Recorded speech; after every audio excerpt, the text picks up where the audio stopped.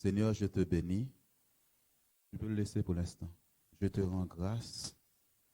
Je te dis merci pour ta parole. Aide-nous ce matin. Aide-moi. Aide l'Église. Tu m'as dit ce matin, ce n'est pas crier.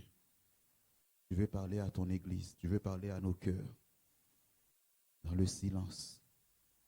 Nous voulons recevoir ta parole ce matin et la comprendre et la saisir et la manifester. Te disons merci. Et garde-nous de toute forme de distraction maintenant. Au nom de Jésus-Christ, Saint-Esprit, prend toute la place. Que le nom de Jésus-Christ soit glorifié. Amen. Ce passage vient de la Bible. Il est dans le message ce matin. Tout ce dont j'ai besoin est en Christ. Tout ce dont j'ai besoin. Alors, cette semaine, le Saint-Esprit a commencé à parler à mon cœur. Nous sommes à la fin de l'année. Il me dit, tu sais, toujours à la fin de l'année, dans une société, on fait le bilan. D'autres sociétés sont en train de courir pour attraper le budget qui a été fixé pour l'année 2019. Nous sommes à la fin de l'année. Et du coup, qu'est-ce que le Saint-Esprit a fait? Il m'a poussé à aller sur les sites. Tout le message qui a été prêché depuis janvier 2019. Et ça a été beaucoup sur la foi. Beaucoup sur la foi. Quoi seulement? Beaucoup la foi. Il me dit, l'Église n'est pas attentive. Et moi, il n'y a qu'une seule chose qui peut faire bouger ma main, c'est la foi. Vous pouvez crier, vous pouvez beaucoup prier, vous pouvez même pleurer.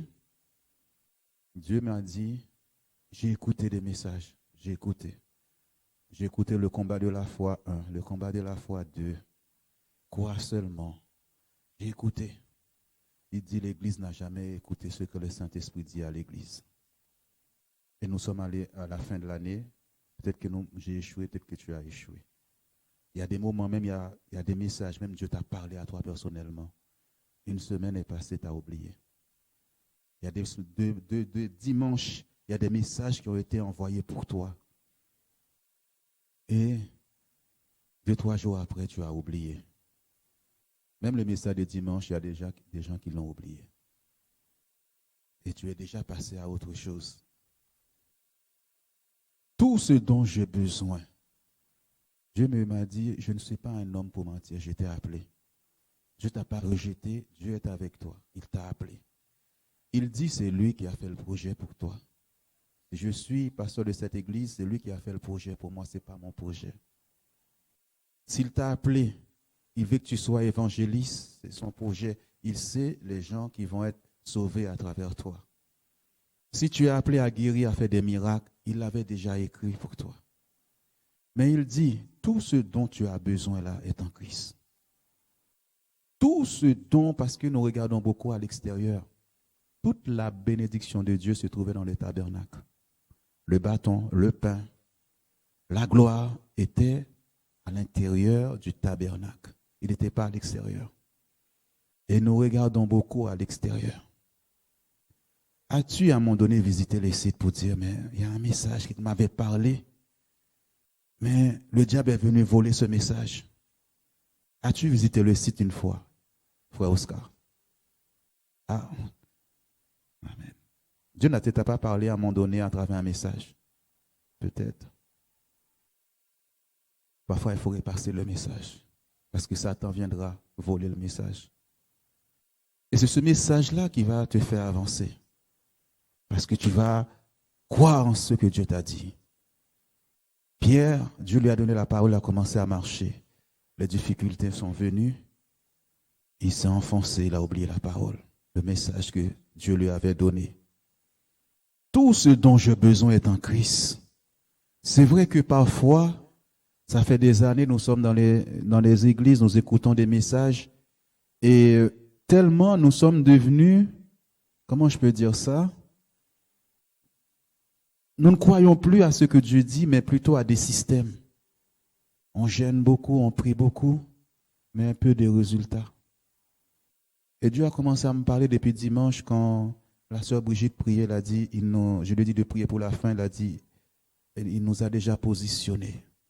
Et ça m'a tilté tout de suite, mais je le savais. Dieu t'a déjà élevé. Tu n'as pas besoin de chercher l'élévation encore. Il t'a déjà béni. Tout ce dont j'ai besoin est en Christ. Tout ce que tu as besoin. Si Dieu t'appelle à faire un business, à être entrepreneur, à faire quelque chose, c'est le projet de Dieu. Les clients sont déjà en toi. Si le projet est là, tu demandes à Dieu de le manifester, toutes les autres choses sont déjà en toi. Et j'ai écouté et le Saint-Esprit a commencé à me parler parce que le vendredi dernier, il a dit, ce n'est pas par ta force, par ta puissance, mais par le Saint-Esprit. Parfois, on veut faire la force. On veut inventer des choses. On ne peut pas fonctionner en dehors que ce que Dieu a déjà fait pour toi. Tu ne peux pas fabriquer un mari ou une femme. Dieu sait déjà le mari, la femme qu'il a choisi pour toi. Tu ne peux pas, si tu vas faire quelque chose en dehors de Christ, tu vas échouer. Des fois, nous disons que, s'il vous plaît, c'est très important, je ne veux pas de distraction, parce que le Saint-Esprit veut parler à l'Église. C'est quelque chose qui te gêne, ma sœur, on bouge tout de suite pour que nous puissions écouter. Amen. Parfois, nous disons que nous sommes bénis. Je suis béni. Mais tu es béni de quoi? Je suis béni. Tu es béni de quoi? Alors, il faut l'accepter quand tu dis que tu es béni, c'est que c'est vrai, Dieu t'a béni. Si tu es béni, c'est que la bénédiction est là. Mais elle est en Christ. Elle est en Christ. La bénédiction est là. Quand tu dis je suis victorieux, la victoire est déjà là, elle est en toi, elle n'est pas à l'extérieur. C'est toi qui vas la rendre visible par rapport à ceux. Puisque la semaine dernière, nous avons vu la parole était Dieu dans ta bouche. Je suis conquérant. Dieu t'a déjà rendu conquérant, il t'a déjà placé en tant que victorieux. S'il y a la victoire, c'est fait déjà. Tout est accompli, c'est fait déjà. C'est fait. Tout ce que tu dois faire sur la terre, Dieu l'a déjà fait. Pour toi et moi. Quand tu vas dire je suis béni, même dans un chant, je pense que Inocia l'a dit. Mais comme l'Église était un peu, regardez les problèmes, les circonstances, ils n'ont pas saisi déjà que le Saint-Esprit a commencé à parler dans l'Église. Ok, on va prendre le titre de ce message ce matin. Amen. Wow.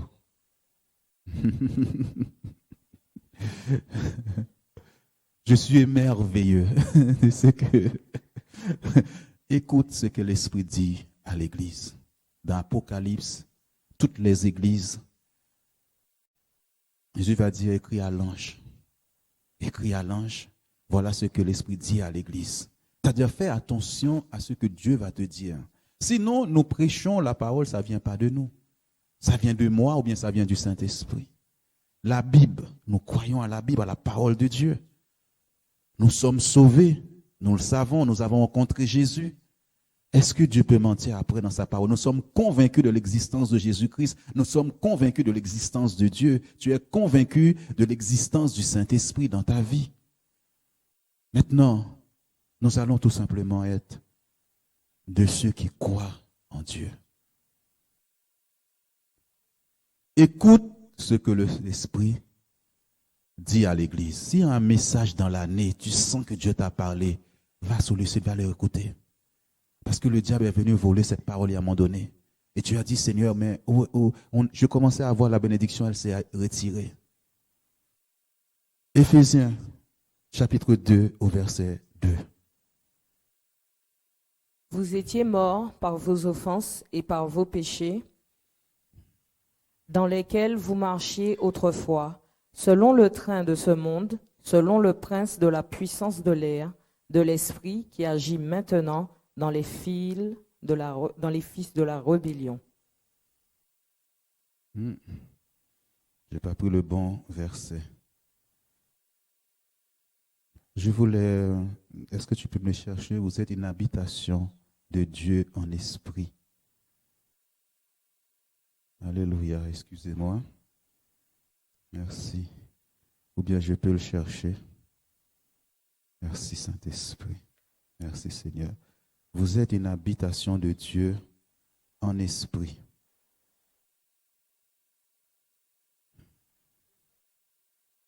Merci, gloire à Dieu. Comment? 2,22.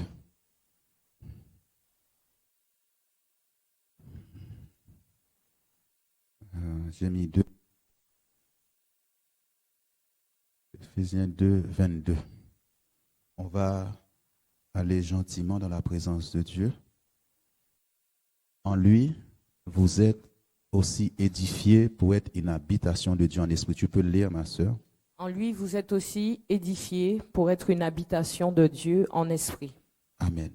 Tu es une habitation, l'habitation de Dieu par son Saint-Esprit. C'est-à-dire que Dieu habite en toi. Vous êtes la maison de Dieu. De même qu'il y avait le tabernacle, toute la gloire était à l'intérieur du tabernacle et non pas à l'extérieur. Vous êtes une habitation, Dieu habite en vous. Mais Dieu n'est pas venu habiter seul.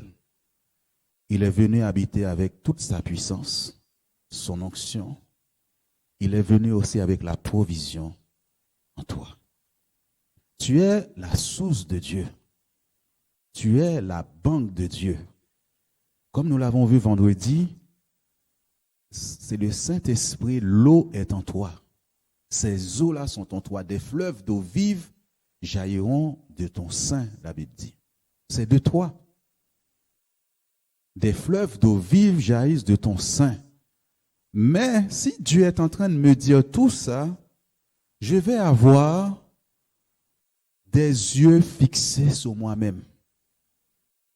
Puisque la Bible est en train de me dire que je suis une habitation de Dieu en esprit, je vais avoir un œil particulier sur tout ce qu'il y a en moi.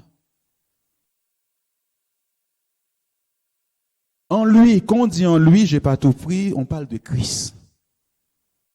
Christ habite en toi. Dieu habite en toi, Limon. Tu n'as pas besoin de voir. Il est en moi. Tu sais, cette puissance que tu vois, qui se manifeste, c'est la puissance du Saint-Esprit qui est en toi, qui est en moi, qui est en chacun de nous. Nous sommes l'habitation de Dieu en esprit. Il n'est pas venu seul. Dieu t'a parlé toute cette année. Dieu a parlé à l'Église. Mais nous avons été combattus, des fois on oublie. Éphésiens chapitre 1er au verset 3.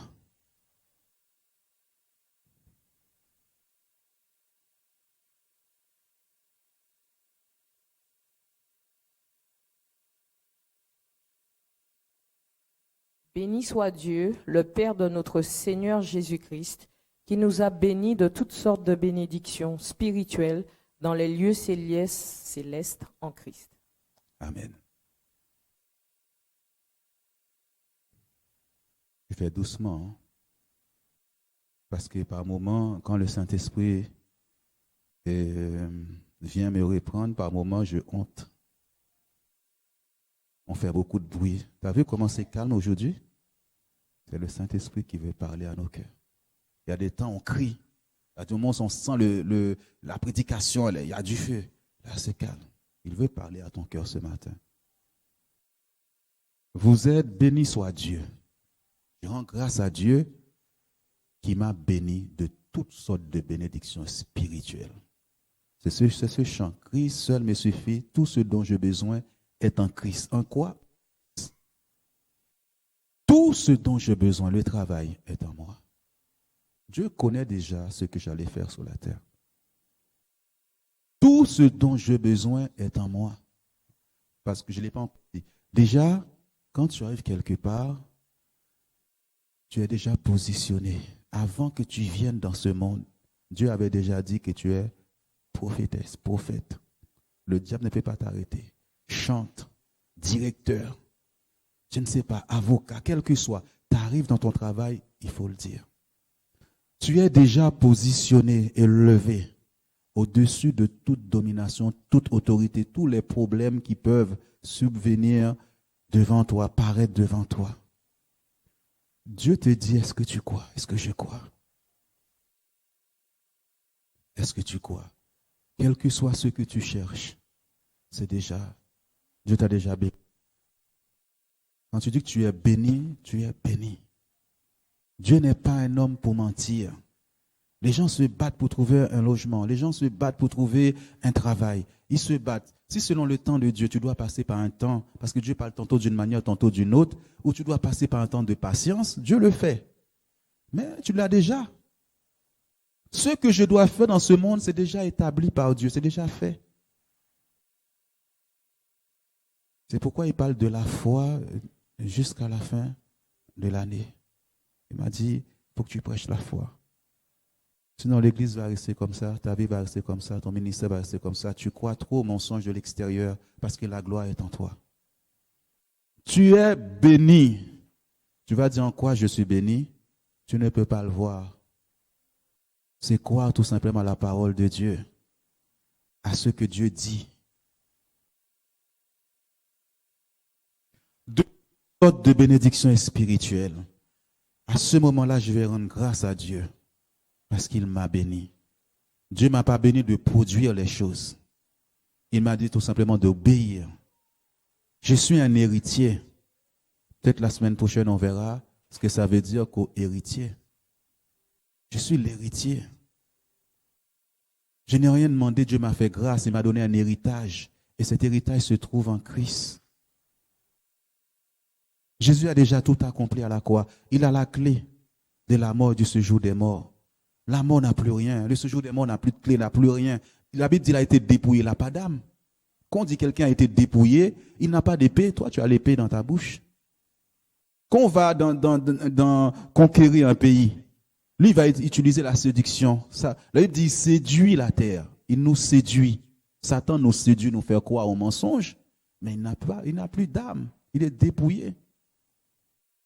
Jésus l'a dépouillé. Il te fait croire que tu es malade, tu vas mourir et tu acceptes. Il te fait croire que tu es pauvre, tu acceptes et tu ne dis pas je suis béni, cette richesse est en moi. Il te fait croire que tu ne vas jamais réussir et tu crois. C'est la séduction. Il utilise la séduction. Satan n'a pas utilisé d'âme pour séduire Ève. Il a utilisé la séduction et le mensonge. Il nous séduit de la même manière. Si tu crois que par exemple tu vas mourir, tu vas mourir. Si tu crois qu'on t'a dit que tu es malade, tu ne vas jamais être guéri, tu crois à ça, tu ne seras jamais guéri. Mais ce n'est pas vrai. Le royaume est là. Il ne vient pas de manière à frapper le regard. On ne le voit pas, il est invisible, mais le royaume est là. Toutes les bénédictions sont là. Dans ces cas-là, si je ne prêche pas la vérité, je suis un menteur, je ne peux pas. Il faut que je croie dans mon cœur.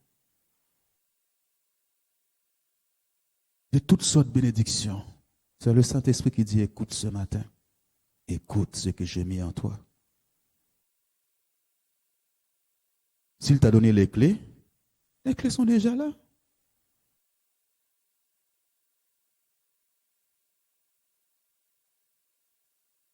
« 2 Corinthiens, chapitre 4, au verset 7. Nous portons ce trésor dans des vases de terre, afin que cette grande puissance soit attribuée à Dieu et non pas à nous. » Ok. Si je pose une question à l'église, pas les anciens, est-ce que quelqu'un saura me répondre? Je vais poser la question à mon ami Oscar. C'est quoi un vase, Oscar? C'est quoi un vase? Amen. Gloire à Dieu. Que le nom du Seigneur soit béni. Tu vois, ce n'est pas pour rien les partages de vendredi. Je ne vais pas vous aller, moi n'était pas là. Le vase, c'est nous.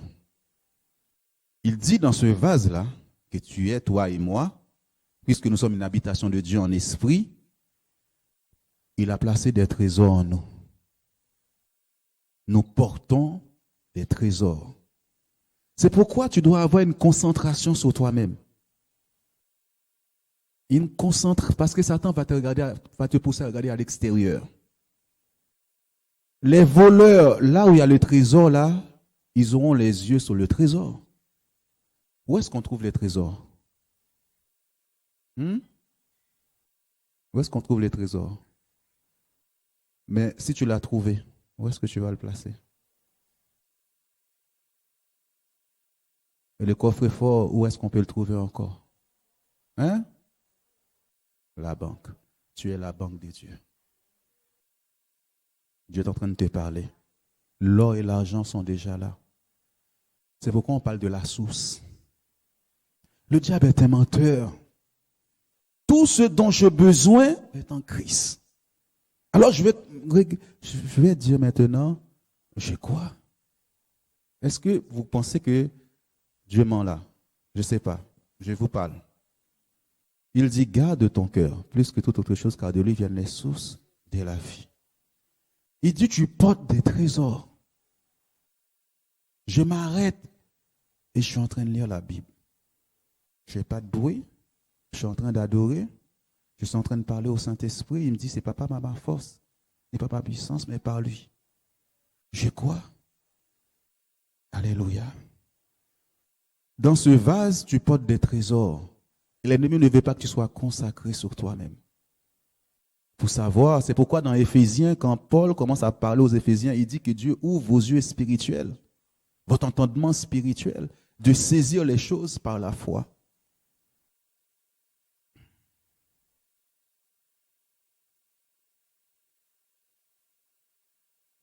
Amen.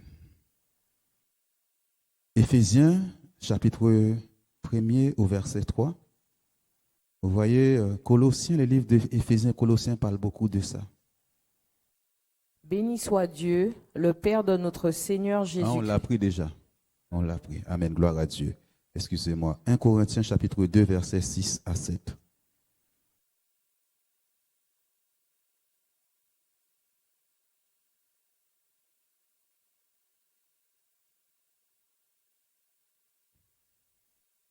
Amen.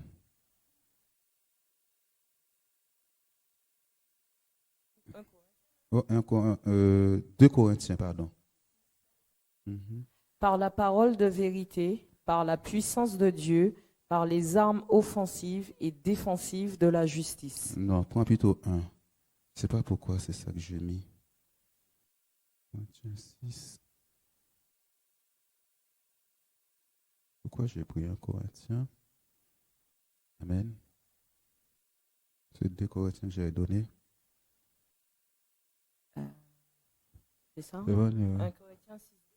Et c'est pas vous, c'est pas grave, on ne va pas le prendre. On va retourner dans Colossiens. On va dans Colossiens, chapitre 1er au verset 7. Au verset 27. C'est d'elle que j'ai été fait ministre, selon la charge que Dieu m'a donnée auprès de vous, afin que j'annonçasse pleinement la parole de Dieu. Amen. Continue. Ouais. Le mystère caché de tout temps et dans tous les âges, mais révélé maintenant à ses saints, à qui Dieu a voulu faire connaître quelle est la glorieuse richesse de ce mystère parmi les païens, savoir Christ en vous, l'espérance de la gloire. Amen. Il y a eu un combat énorme. La Bible l'appelle mystère. Christ est un mystère.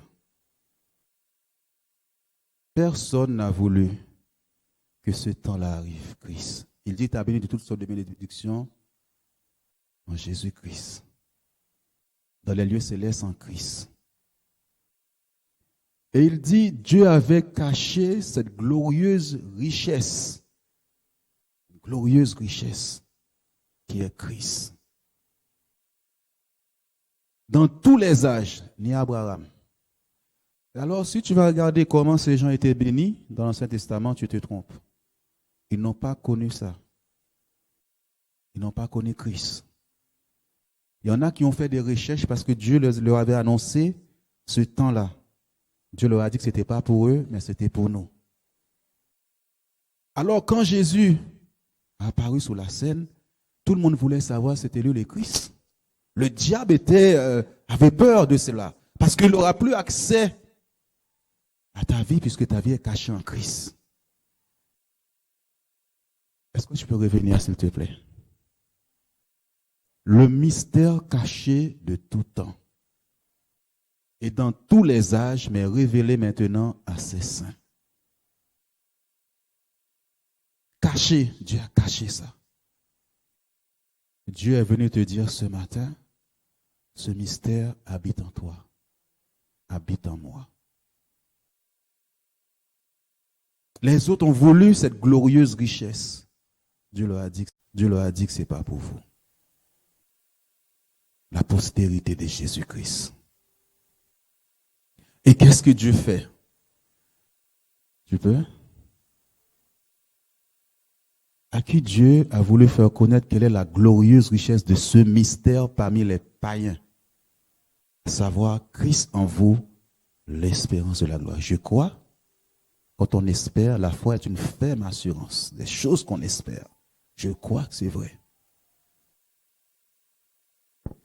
Maintenant, la Bible dit, si je crois, je verrai la gloire. Cette gloire qui est en moi, je le crois maintenant. Elle paraîtra dans le visible. Christ habite en toi. D'accord, on dit, mais qu'est-ce qu'il dit là? Christ habite là. Avec toute cette gloire. Tout ce que Dieu a préparé pour toi dans ce monde. C'est pourquoi il ne faut pas limiter Dieu. Il y a des moments où Dieu peut te bénir et te donner des petites choses parce que tu n'es pas encore prêt pour certaines choses. Mais tu dois avoir grand. C'est pourquoi Dieu a travaillé Abraham. Regarde à l'est, à l'ouest, au nord, au sud. Si tu peux compter, ne me limite pas. Mais tout est déjà là en toi. Est-ce que si Dieu t'appelle à faire des miracles, qui va s'opposer? Christ est en toi. Tout le monde n'est pas... Il y a des gens, Dieu ne les a pas appelés à faire des miracles. D'autres, oui. Analyse ce matin. Analyse, tu cherches les choses à l'extérieur. On cherche des choses à l'extérieur. Je cherche les choses à l'extérieur. Imagine que Dieu me dit, la bénédiction se trouve dans ma maison. Est-ce que je vais le chercher chez Claude? Il dit, la bénédiction est chez moi en Christ. Christ est en moi. J'essaie de prendre les choses, les paroles simples pour expliquer ça ce matin. En même temps, je ne vais pas regarder la bénédiction de Limone parce que Dieu m'a béni aussi. Je ne peux pas être jaloux. Je ne peux pas être jaloux de Claude. Je ne peux pas être jaloux de Brigitte. Je ne peux pas être jaloux de Liline. Je ne peux pas être jaloux de toi, Mercha. Ta bénédiction est différente de la mienne. Mais je suis béni. Je suis béni de toutes sortes de bénédictions spirituelles, de tout. Mais comment les rendre visibles? Comment le manifester? Alléluia.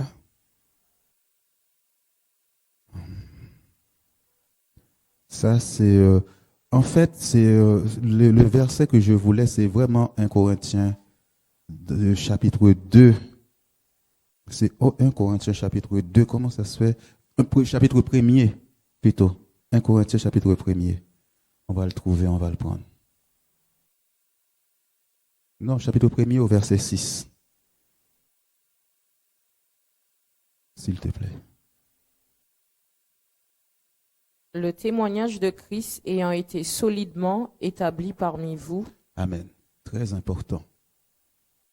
Quand tu as le témoignage de Christ, il faut qu'il soit établi en toi. Établi en moi. Le témoignage de Christ. Tu peux continuer, ma sœur.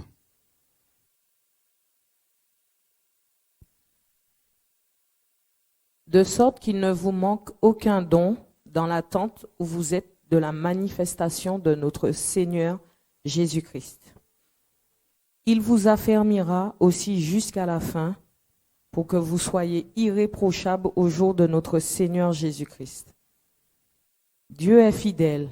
lui qui vous a appelés à la communion de son Fils, Jésus-Christ, notre Seigneur. Amen.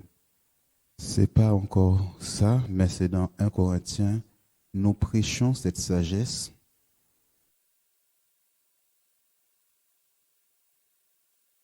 Nous prêchons cette sagesse. Est-ce que tu peux me les chercher, s'il te plaît?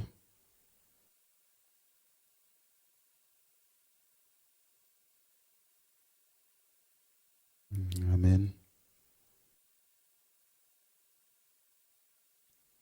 1 Corinthiens, chapitre 1er, verset 23.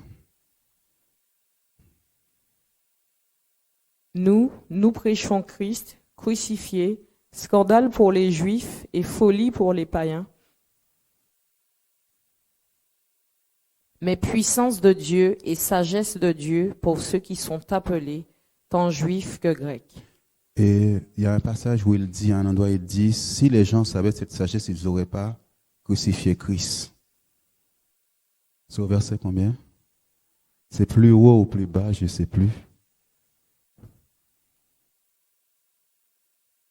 Amen.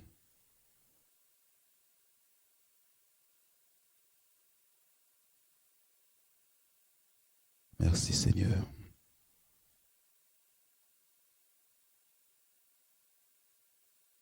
En fait, s'ils avaient compris cette sagesse que je vous prêche ce matin, jamais le diable aurait essayé de tuer Jésus.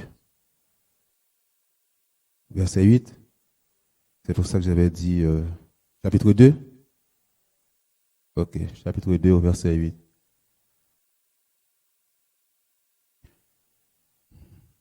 Sagesse qu'aucun des chefs de ce siècle n'a connue, car s'ils l'eussent connue, ils n'auraient pas crucifié le Seigneur de gloire. Est-ce qu'on peut le mettre plus haut au verset 7, s'il vous plaît?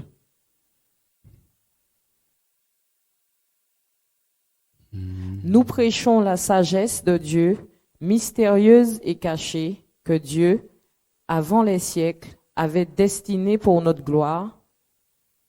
Sagesse qu'aucun des chefs de ce siècle n'a connue, car s'ils l'eussent connue, ils n'auraient pas crucifié le Seigneur de gloire. Tu peux revenir, s'il te plaît?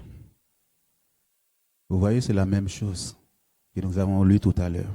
La parole de Dieu se répète. Nous prêchons la sagesse de Dieu qui est Christ, mystérieuse et cachée, que Dieu, avant les siècles, avait destinée pour notre gloire. Mais tu es plus à l'extérieur, le diable te pousse à critiquer, le diable te pousse dans les histoires, dans les problèmes, et tu ne te concentres pas sur le trésor que Dieu a mis en toi, sur Christ qui est en toi. Ton cœur doit être libéré. Vous savez, ce matin,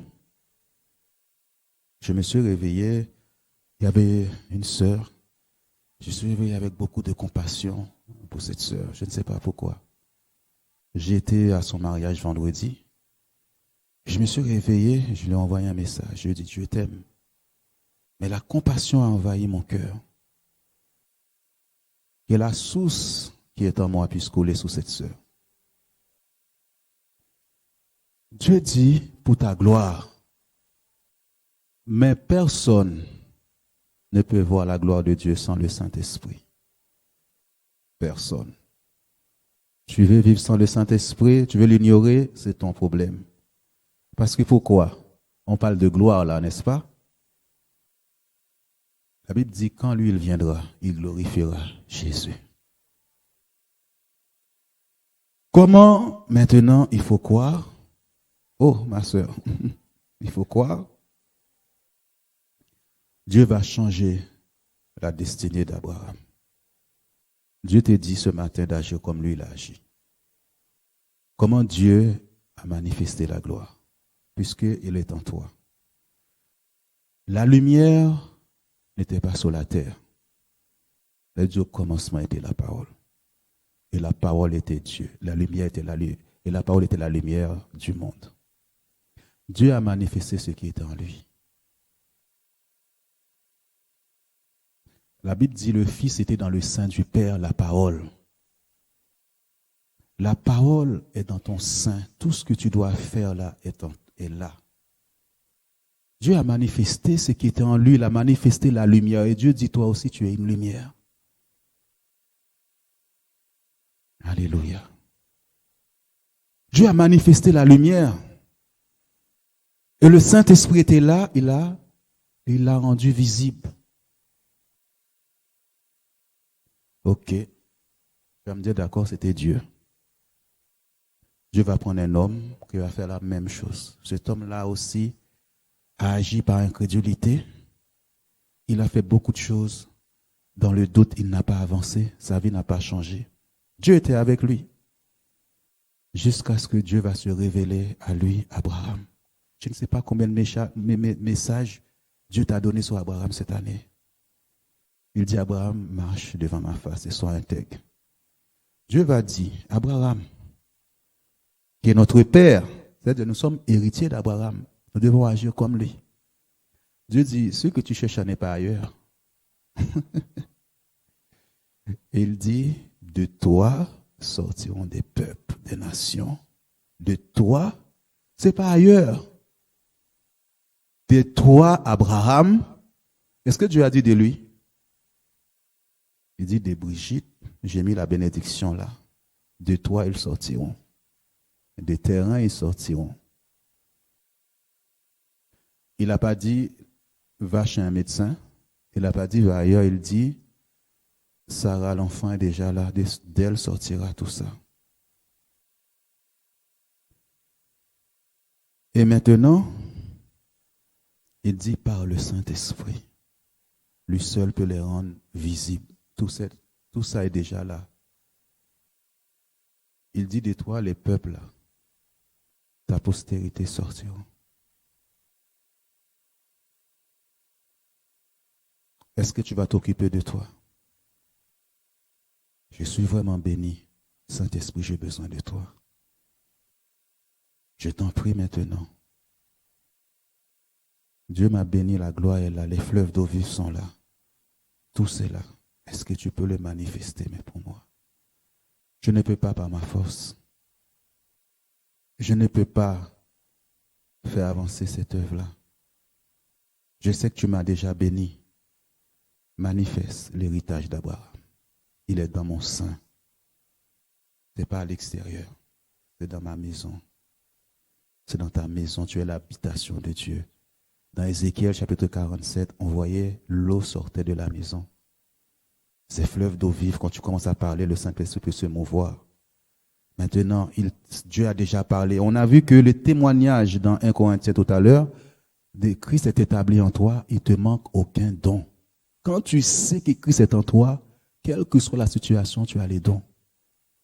Les 9 dons de l'Esprit peuvent s'opérer à travers toi. Quand le témoignage de Christ, tu crois maintenant ce que tu es. Dans ta bouche, quand tu parles, est-ce que tu sais que quand tu parles, tu envoies des flèches, de l'épée qui est en train de couper les gens? Je pense que Dieu va rester beaucoup sur ça. La parole qui est Dieu dans ta bouche, la parole qui est une épée, parce que tu ne croyais pas, qui peut frapper à tout moment au travail. Partout où tu es dans le train, les gens envoient des mauvais esprits, des mauvaises choses. Je dis une parole comme ça, ils sont taillés. Parce qu'il y a une épée dans ma bouche. De toi sortiront ces choses. Est-ce que tu peux dire ce matin, Saint-Esprit, manifeste-les. Il y a la gloire sur toi.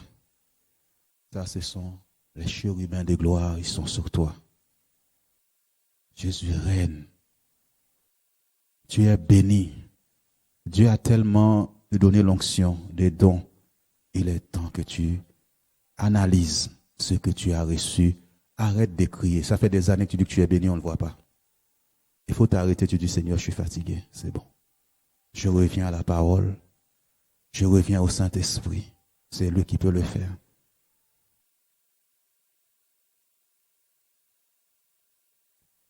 Alléluia.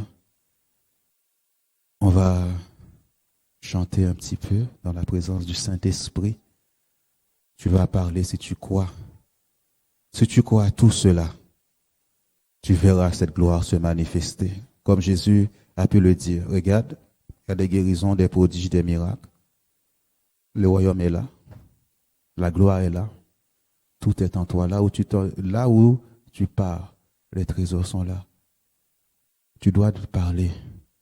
Quand tu as fini de parler au Saint-Esprit, de le dire, c'est lui qui peut le manifester. La Bible dit le garant. Vous savez ça, hein? Vous l'avez déjà lu. C'est lui le garant.